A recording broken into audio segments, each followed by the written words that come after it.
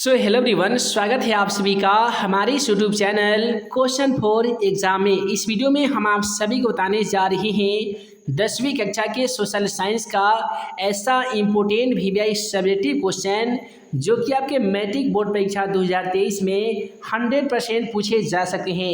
यदि आप भी 10वीं कक्षा के स्टूडेंट हैं और आप भी चाहते हैं मैट्रिक एग्जाम 2023 में 400 से ज़्यादा नंबर लाना, तो वीडियो को लाइक करने के साथ चैनल को सब्सक्राइब करके ही जाना, ताकि आगे आने वाली हर 10वीं कक्षा का वीडियो आप सभी को मिल सके। तो चलिए फ्रेंड्स, बिना समय गवाए आज का पहला सवाल क्वेश्चन नंबर 9 को देख लेते हैं। है दोस्तों, आज का पहला सवाल क्वेश्चन नंबर 9 कहता है कि चंपारण सत्याग्रह का संक्षिप्त विवरण दीजिए। मैट्रिक एग्जाम पेपर में ऐसे सवाल 2 नंबर में पूछे जाते हैं। आसान शब्दों में आंसर लिखिएगा कि चंपारण सत्याग्रह आंदोलन नील उत्पादक किसानों की दयनीय स्थिति से संबंधित है। चंपारण सत्याग्रह आंदोलन का जो संबंध है वो चंपारण के किसानों की आर्थिक दयनीय स्थिति से संबंधित है।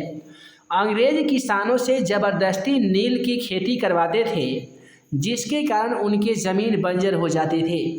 दूसरी ओर बगान मालिक ने लगान में काफ़ी ही वृद्धि कर दिया था, जिससे किसान काफ़ी परेशान थे। अतः गांधी जी ने 1917 ईस्वी में चंपारण सत्याग्रह आंदोलन की शुरुआत की, जिससे ब्रिटिश सरकार को झुकना पड़ा था। अब देखिए, आसान शब्दों में जानिए चंपारण सत्याग्रह आंदोलन में हुआ क्या था। कि सन 1917 ईस्वी की बात है, जब चंपारण के सभी किसानों से अंग्रेजी सरकार ज़बरदस्ती नील की खेती करवाते थे। नील की खेती करने से क्या होता था कि किसान के सभी ज़मीन बंजर हो जाते थे और उसमें नील की खेती के अलावे अन्य फसल नहीं उपज पाते थे। अतः राजकुमार शुक्ल के अनुरोध पर महात्मा गांधी चंपारण 1917 में आ गए थे और चंपारण आकर उन्होंने चंपारण सत्याग्रह आंदोलन की शुरुआत किया, जिसके आगे ब्रिटिश सरकार को झुकना पड़ा और चंपारण के तमाम आर्थिक दैनिक स्थिति जो किसान की हो गई थी, उनकी समस्याओं का समाधान हुआ। अब आइए अगला सवाल क्वेश्चन नंबर 10 की ओर बढ़ते हैं। क्वेश्चन नंबर 10 कहता है कि राजनीतिक दलों की काज बताइए। दोस्तों, आसान शब्दों में लिखिएगा कि राजनीतिक दल के प्रमुख काज निम्नलिखित है। उसके बाद में रोमन नंबर 1 में लिखना होगा कि चुनाव में भाग लेना, यानी राजनीतिक दल का पहला काम होता है चुनाव में भाग लेना। बहुमत प्राप्त कर सत्ता का संचालन करना, लोकमत का निर्माण करना, लोक कल्याणकारी योजना बनाना और उसे कार्यान्वित करना, सरकार पर दबाव बनाए रखना, ये होते हैं राजनीतिक दल के काज। आसान शब्दों में लिखिएगा कि राजनीतिक दल का जो मुख्य काज होता है चुनाव में भाग लेना, चुनाव में भाग लेकर सत्ता का संचालन करना, लोगों के लिए लोक कल्याणकारी योजना बनाना और उसे जनता के पास तक पहुंचाना, यानी उसे कार्यान्वित करना, सरकार पर दबाव बनाए रखना, जनता की समस्याओं को सरकार तक पहुंचाते रहना, ये राजनीतिक दल के प्रमुख कार्य होते हैं। अब अगला सवाल क्वेश्चन नंबर 11 कहता है कि राजनीतिक दल को लोकतंत्र का प्राण कहा जाता है, क्यों? तो आसान शब्द में लिखिएगा कि यह सनातन सत्य है कि राजनीतिक दल को ही लोकतंत्र का प्राण कहा जाता है, यानी राजनीतिक दल को लोकतंत्र का प्राण कहा जाता है, इसमें कोई शक की बात नहीं है। अब क्यों कहा जाता है? क्योंकि राजनीतिक दल ही चुनाव में अपना उम्मीदवार खड़ा करते हैं, जो बहुमत प्राप्त कर सत्ता का संचालन करते हैं। जिस दल को स्पष्ट बहुमत प्राप्त नहीं होता है वो विरोधी दल की भूमिका निभाता है। यानी क्या होता है कि राजनीतिक दल ही चुनाव में अपना उम्मीदवार को खड़ा करता है। वह उम्मीदवार लोकतंत्र में यानी वोट लेकर बहुमत प्राप्त कर ज़्यादा से ज़्यादा वोट प्राप्त करके सत्ता का संचालन करता है। जिस दल को स्पष्ट बहुमत प्राप्त नहीं होता है वह विरोधी दल की भूमिका निभाता है। राजनीतिक दल ही जनता की समस्याओं को सरकार के सामने प्रस्तुत करती है और साथ ही जनता की मांगों की पूर्ति के लिए आंदोलन का भी सहारा लेती है। इस प्रकार राजनीतिक दल लोक कल्याणकारी योजना भी बनाती है और उसे कार्यान्वित भी करती है। इस प्रकार राजनीतिक दल जनता और सरकार के बीच में कड़ी का काम करती है। इन्हीं सब बिंदुओं पर ध्यान देने के बाद यह कहा जा सकता है कि राजनीतिक दल को ही लोकतंत्र का प्राण कहा जाता है ना जी। उसके बाद में अगला सवाल क्वेश्चन 12 को देखिए। ये सवाल ऑलरेडी मैट्रिक एग्जाम पेपर में लगभग 4 बार पूछा गया है कि चिपको आंदोलन क्या है। ऐसे सवाल 2 नंबर में ही पूछे जाते हैं। आसान शब्द में ऐसा लिख आइएगा कि चिपको आंदोलन वन एवं पर्यावरण के सुरक्षा के उद्देश्य से सुंदरलाल बहुगुणा और चड्ढी प्रसाद यादव द्वारा चलाया गया आंदोलन था। यानी चिपको जो आंदोलन है ना जी, ये वन एवं पर्यावरण की सुरक्षा करने के उद्देश्य से सुंदरलाल बहुगुणा और चड्ढी प्रसाद यादव के द्वारा यह आंदोलन को चलाया गया था। इस आंदोलन से तमाम जुड़े लोग पेड़ से जाकर चिपक जाते थे और पेड़ काटने वाले को मार कर भगा देते थे। अब यहाँ से ऑब्जेक्टिव सवाल पूछा जाता है कि चिपको आंदोलन का क्या उद्देश्य था, तो लिख दीजिएगा वन एवं पर्यावरण की सुरक्षा करना। चिपको आंदोलन किसने चलाया था, तो सुंदरलाल बहुगुणा ने चलाया था। अब अगला सवाल हिस्ट्री से लिया गया और कहता है कि सविनय अवज्ञा आंदोलन के क्या परिणाम हुए। आप सभी को मालूम होगा कि सविनय अवज्ञा आंदोलन महात्मा गांधी के नेतृत्व में सन 1930 से लेकर 1932 ईस्वी तक चलाया गया था। अब आइए जान लेते हैं इस आंदोलन के क्या परिणाम हो गए थे। तो सविनय अवज्ञा आंदोलन के परिणाम स्वरूप भारत के सभी वर्गों का राजनीतिकरण हो गया। सविनय अवज्ञा आंदोलन में पहली बार महिलाओं ने बढ़ चढ़कर हिस्सा लिया था। यानी सविनय अवज्ञा आंदोलन एक ऐसा आंदोलन था जब भारत के लगभग बहुत अधिकतर संख्या में महिलाएं इस आंदोलन में अपना प्रतिनिधित्व निभाई थी, भाग ली थी। सविनय अवज्ञा आंदोलन ने श्रमिक एवं कृषक आंदोलन को भी प्रभावित किया था। इस आंदोलन के परिणाम स्वरूप पहली बार ब्रिटिश सरकार ने समानता के आधार पर कांग्रेस से बातचीत किया था। आप सभी को बता दें कि इस आंदोलन के परिणाम स्वरूप ब्रिटिश सरकार ने सन 1935 ईस्वी में भारत में ब्रिटिश शासन अधिनियम को पारित कर दिया था। अब अगला सवाल करता है कि औद्योगिकरण से आप क्या समझते हैं। मैट्रिक एग्जाम पेपर में ऐसे सवाल 2 नंबर में पूछे जाते हैं। आसान शब्दों में आंसर लिखिएगा कि मशीनों के आविष्कार से जब वस्तु के उत्पादन बड़े पैमाने पर होने लगा उसे औद्योगिकरण कहते हैं। फिर से सुनिए कि मशीनों के आविष्कार से जब वस्तु का उत्पादन बड़े पैमानों पर होने लगा उसे ही औद्योगिकरण कहा जाता है। अब अगला सवाल क्वेश्चन 15 हमारा कहता है कि रूस के क्रांति ने पूरे विश्व को प्रभावित किया, किन्हीं 2 उदाहरण से यह बात स्पष्ट कीजिए। ये 100% हमें लगता है कि ये सवाल आपके एग्जाम पेपर में आएगा, क्योंकि ये सवाल ऑलरेडी एग्जाम पेपर में 2-3 बार पूछे जा चुके हैं और आपके भी एग्जाम के दृष्टिकोण से काफ़ी ही ज़्यादा इंपॉर्टेंट है। आसान शब्दों में ऐसा लिखिएगा कि रूस की क्रांति ने पूरे विश्व को प्रभावित किया था। निम्नलिखित उदाहरण से यह बात स्पष्ट होती है।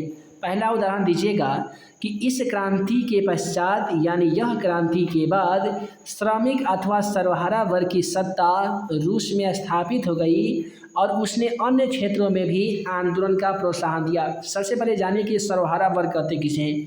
तो दोस्तों समाज के वैसे वर्ग जिनके पास सीमित संसाधन हैं, उनके पास अपने मूलभूत आवश्यकताओं को पूरा करने में वे स्वयं सक्षम नहीं हो पाते हैं, उसे ही सर्वहारा वर्ग कहते हैं। आप सभी को बता दें कि सर्वहारा वर्ग के अंतर्गत किसान, मजदूर एवं गरीब लोग आते हैं। तो इस क्रांति के बाद क्या हुआ कि सर्वहारा वर्ग की जो सत्ता थी ना वो रूस में ही स्थापित कर दी गई। रूसी क्रांति के बाद विश्व के विचारधारा के स्तर 2 खेमों में विभाजित हो गया। यानी जब रूस क्रांति हुई थी उसके बाद में पूरे दुनिया का जो विचारधारा था ना वो 2 खेमों में बट गया। एक का नाम पड़ा साम्यवादी विश्व और दूसरा का नाम पड़ा पूंजीवादी विश्व। जब ये विचारधारा 2 भागों में बंटने लगा तो इसी को देखने के उपरांत यूरोप को भी 2 भागों में विभाजित कर दिया गया। एक का नाम पड़ा पूर्वी यूरोप तो दूसरा का नाम पड़ा पश्चिमी यूरोप। उसके बाद में आइए अगला सवाल क्वेश्चन नंबर 16 को देख लेते हैं। दोस्तों अगला सवाल क्वेश्चन नंबर 16 कहता है कि ग्रामीण जीवन तथा नागरिक जीवन के बीच किन्हीं 2 विभिन्नताओं का उल्लेख कीजिए। यानी ग्रामीण जीवन और नागरिक जीवन के बीच में कौन कौन से विभिन्नता यानी अंतर पाए जाते हैं, वहीं आप सभी को इसमें बताना होगा। आसान शब्द में ऐसा लिखिएगा कि गांव और शहर के बीच काफ़ी विभिन्नताएं हैं। यानी गांव और नगर की बात किया जाएगा तो दोनों में काफ़ी ही ज़्यादा अंतर देखने को मिलता है। ग्रामीण जीवन में जहां सादगी और संतुष्टि देखने को मिलती है, वहीं नागरिक जीवन में काफ़ी ही ज़्यादा चमक दमक, बनावटी और भागदौड़ तथा अंतहीन आवश्यकताओं के प्रति ललक देखने को मिलती है। उसके बाद में लिखिएगा कि गांव की आबादी कम होती है जबकि नगर की आबादी गांव की अपेक्षा काफ़ी ही ज़्यादा होती है। गांव में ज़्यादातर खेती और पशुपालन मुख्य जीविका है। यानी गांव में रहने वाले लोग का ज़्यादातर जो जीविका का जो साधन है वो खेती बाड़ी और उनके पशुपालन होते हैं।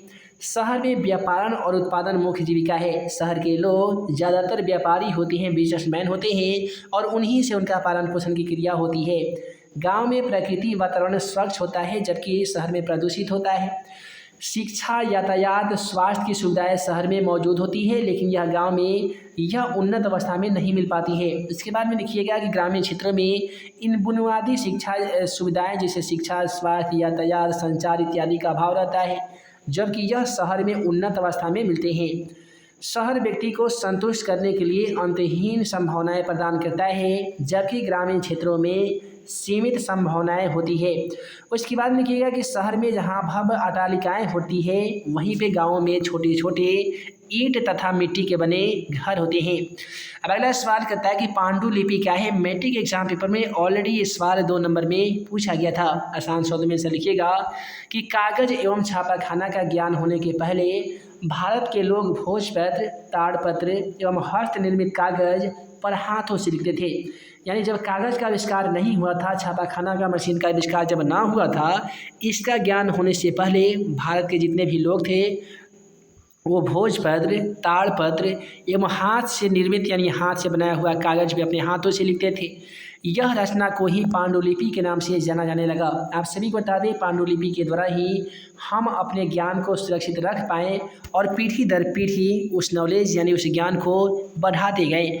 यदि हमारे पास यदि लिखने और सीखने की कला है तो कहीं ना कहीं पांडुलिपि को इसका पूरा श्रेय जाता है। अगला सवाल क्वेश्चन नंबर 18 क्या कहता है कि भाषा नीति क्या है। ये भी सवाल काफ़ी ही ज़्यादा इम्पोर्टेंट है। याद रखिएगा कि भाषा के चलते देश में किसी भी प्रकार के अड़चन या गलबा ना होने देना भाषा नीति कहलाता है। यानी भाषा के चलते देश भर में कोई भी झगड़ा झंझट गलबा अड़चन ना हो इसे भाषा नीति कहते हैं।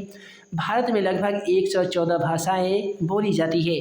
काफ़ी ही ज़्यादा खुशी की बात है कि हमारी ही राष्ट्रभाषा हिंदी है। संविधान के अनुसार सरकारी कामकाज में भाषा में अंग्रेजी का उपयोग विरोध के बावजूद भी गैर हिंदी भाषा का प्रदेश में मांग के कारण अंग्रेजी का प्रचलन जारी है। यानी हमारी देश में अंग्रेजी का कोई भी प्रचलन जारी ना होना चाहिए, लेकिन विदेश में जो भी व्यक्ति यहाँ से जाते हैं काम काज के सिलसिले में या कोई भी जॉब नौकरी पाने के सिलसिले में, तो वहाँ पे अंग्रेजी शिक्षा मांगने के कारण भारत में अंग्रेजों के द्वारा बनाई गई भाषा अंग्रेजी का प्रचलन जारी है।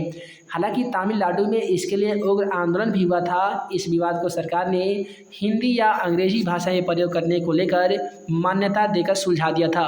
जब तमिलनाडु में इसके लिए उग्र आंदोलन हुआ था कि हमें अंग्रेजों की भाषा को नहीं मानना चाहिए, तो ऐसे में तमिलनाडु की जो सरकार थी वो कही कि ऐसा करते हैं कि हम कोई भी कामकाज में हिंदी और अंग्रेजी को ऑब्लिक में दे देंगे, या आप हिंदी भाषा से काम कर सकते हैं या अंग्रेजी भाषा से काम कर सकते हैं। अगला सवाल करता है कि जर्मनी के एकीकरण की बाधाएं क्या थी। आसान शब्दों में लिखिएगा कि जर्मनी लगभग 300 छोटे बड़े राज्यों में बटा हुआ था जिनके सोच विचार अलग अलग थे। वे जातीय एवं धार्मिक रूप से भी एक नहीं थे, जो जर्मनी के प्रमुख एकीकरण की बाधाएं थी। जब जर्मनी का एकीकरण करने की बात आया था तो वहाँ में बहुत छोटे छोटे राज्यों में लगभग 300 छोटे बड़े राज्यों में जर्मनी का विखंडन यानी बंटवारा हो गया था। इसमें क्या हुआ था कि तमाम लोगों के अलग अलग विचार थे, अलग अलग सोच थे।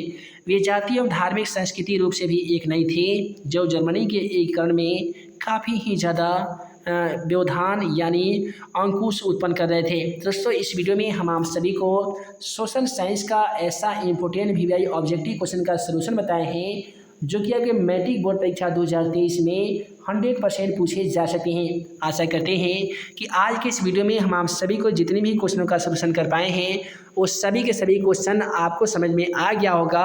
हम जल्द मिलेंगे ऐसे ही 10वीं कक्षा का सभी सब्जेक्ट का इम्पोर्टेंट VVI ऑब्जेक्टिव तथा सब्जेक्टिव क्वेश्चन के वीडियो लेक्चर के साथ। तब तक के लिए यदि वीडियो पसंद आया हो तो वीडियो को लाइक कीजिएगा, अपने दोस्तों में शेयर कीजिएगा। ऐसे ही नए नए VVI इम्पोर्टेंट क्वेश्चन का वीडियो लेक्चर देखने के लिए आप हमारे YouTube channel question for exam को सब्सक्राइब करना बिल्कुल ना भूलिएगा। हम जल्द मिलेंगे ऐसे ही 10वीं कक्षा का सभी सब्जेक्ट का VVI ऑब्जेक्टिव तथा सब्जेक्टिव क्वेश्चन के वीडियो लेक्चर के साथ। तब तक के लिए आप सभी को वीडियो देखने के लिए बहुत बहुत धन्यवाद।